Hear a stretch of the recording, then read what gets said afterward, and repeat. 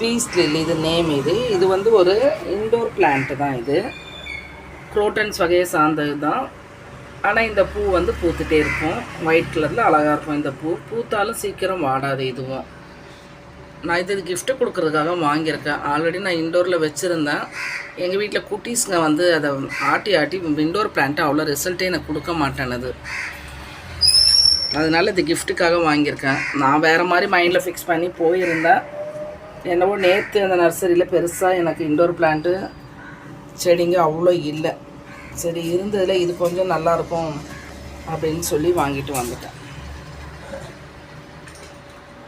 எனக்கு back pain சிவியராக இருந்தது. நான் டாக்டர்கிட்ட போனேன். அந்த டாக்டர்கிட்ட போயிட்டு எனக்கு இப்போ பேக் பெயின் நல்லா ரெடியூஸ் ஆகிடுச்சு. என்னுடைய சந்தோஷத்தை தெரிவிக்கும் வகையில் தான் இந்த பீஸ் லில்லி அமைதியான பூ இது.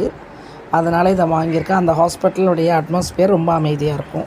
Thank you all.